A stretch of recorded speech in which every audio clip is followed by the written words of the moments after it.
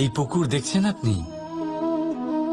বাচ্চা, বৃদ্ধ, যুবক, যাকেই আমি জিজ্ঞেস করব এটা কি, সবার উত্তর সেই একই হবে।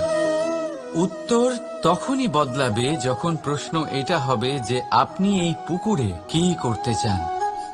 কেউ বলবে আমি এমনি এর পাড়ে বসে এই জল স্পর্শ করে ঠান্ডা হাওয়ার আনন্দ অনুভব করতে চাই। কেউ বলবে আমি এই পুকুরে সাঁতার কাটতে চাই। কেউ বলবে কাগজের নৌকা বানিয়ে আমি এতে ভাসিয়ে দিতে চাই। কেউ বলবে আমি মাছ ধরে নিজের জীবন যাপন করতে চাই, ইত্যাদি ইত্যাদি। আপনাকে একটা কথা বলে রাখি, আমাদের জীবনও এই পুকুরেরই মতন, একই রকম। কিন্তু আমরা এই জীবন নিয়ে কি করব, সেই সিদ্ধান্ত আমাদের। এই পুকুরে আপনি মুক্তও পাবেন, আবার পাঁকও পাবেন। যদি আপনি মুক্ত পেতে চান তাহলে এই পুকুরের গভীরে আপনাকে যেতে হবে। ততটাই চেষ্টা করতে হবে যতটা করলে আপনি সেই মুক্ত অর্জন করতে পারবেন। না হলে শুধু পাঁকে হাত পড়বে। তাই যা আমি সর্বদা বলে থাকি, সিদ্ধান্ত আপনার। রাধা রাধা। আজ আমরা আবার সাফল্য আর অসফলতার বিষয়ে কথা বলবো। সফল ব্যক্তি কে হয় এবং অসফল ব্যক্তি কে হয়, এই বিষয়ে আমরা আগে অনেকবার কথা বলেছি। প্রত্যেক ব্যক্তি সাফল্য লাভ করতে চান, কিন্তু প্রত্যেক ব্যক্তি সাফল্য লাভের এই কাজে সফল হতে পারেন না।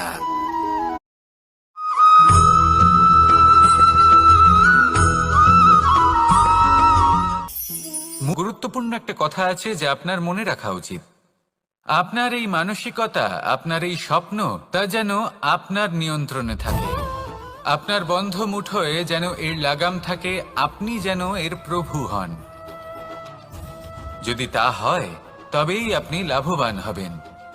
যদি এরা আপনাকে নিয়ন্ত্রণ করতে থাকে, যদি আপনার মুঠো খুলে যায়, না পথ আপনার নিয়ন্ত্রণে থাকবে, না মানসিকতা থাকবে, না স্বপ্ন নিয়ন্ত্রণে থাকবে।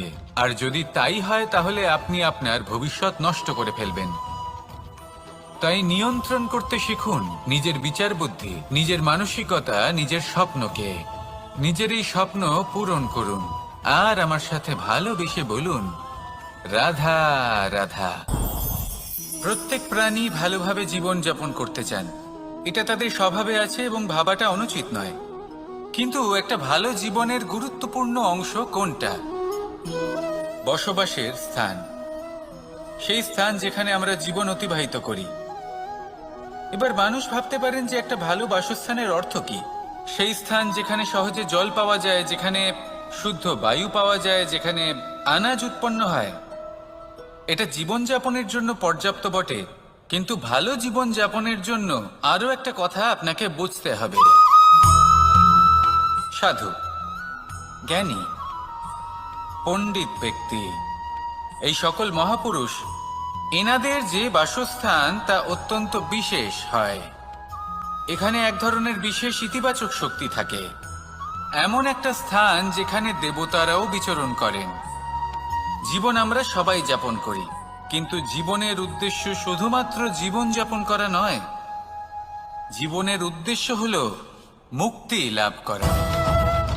আর এই সকল সাধু, জ্ঞানী, পণ্ডিত ব্যক্তি, এই সকল মহাপুরুষ আপনাকে মুক্তির পথে নিয়ে যেতে পারেন। কারণ এরা হলেন সেই মহাপুরুষ যারা নিজেদের অন্তরের বিকার, অহংকার, ক্রোধ, বিদ্বেষ, এই সকল দোষগুলিকে ত্যাগ করেছেন, এদের উপর বিজয় লাভ করেছেন। এমনই একজন ব্যক্তি আপনাকে মুক্তির পথে নিয়ে যেতে পারে। প্রয়োজন হলো শুধুই এনাদের চিনতে পারা, এদের কথা বুঝতে পারা এবং এদের দেখানো পথে চলা।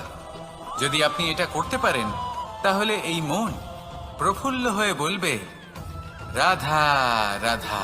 বিগত দিনের কিছু কথা মনে পড়ে গেল, এক অদ্ভুত ঘটনা যা অমূল্য শিক্ষা দিয়ে যেতে পারে। বিষয় হলো যক্ষের সাথে যুধিষ্ঠিরের কথোপকথন।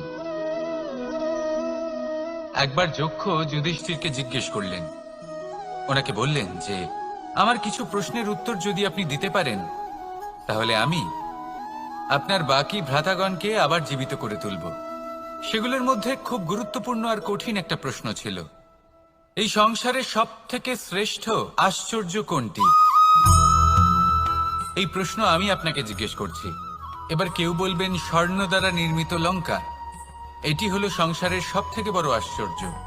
কেউ বলবেন বরফে ঢাকা সেই পর্বত যা আকাশ স্পর্শ করে। কেউ বলবেন সেই সমুদ্র যার গভীরতা মাপা অসম্ভব ব্যাপার। কেউ বলবেন সেই বায়ু যা আমরা দেখতে পাই না, কিন্তু তা আমাদের জীবন দান করে।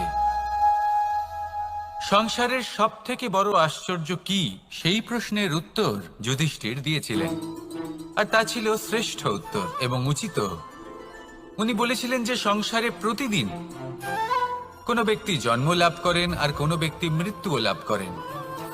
এবার এই কথাটা সবাই জানেন, সবাই বোঝেন যে যখন জন্মেছি তখন কোনো একদিন আমিও অবশ্যই মৃত্যু লাভ করব।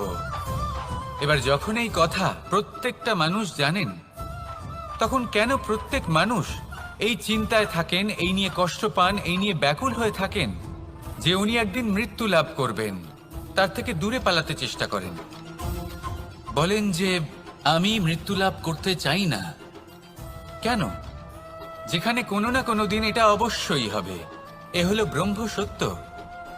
এই যে ব্যাকুলতা, এই ভয়, এই যন্ত্রণা, এই চিন্তা তার মনকে বাঁচতেই দেয় না, এই জীবন অনুভবই করতে দেয় না। সেই জন্য এই চিন্তা, ব্যাকুলতা, ভয় এসবের কি লাভ? কোনো লাভ নেই। সেই জন্য যতক্ষণ জীবনযাপন করছেন প্রত্যেক মুহূর্ত যেন শ্রেষ্ঠ হয়, আনন্দময় হয়, প্রেমের দ্বারা পরিপূর্ণ হয়, সেই চেষ্টা করুন। চেষ্টা করুন যাতে আপনি যে কাজ করছেন তার দ্বারা যেন অন্যের মঙ্গল হয়। এই প্রচেষ্টাই আপনার জীবনকে প্রসন্নতা আর প্রেম দ্বারা ভরিয়ে তুলবে। এই মন সুপ্রসন্ন হয়ে বলবে রাধা রাধা।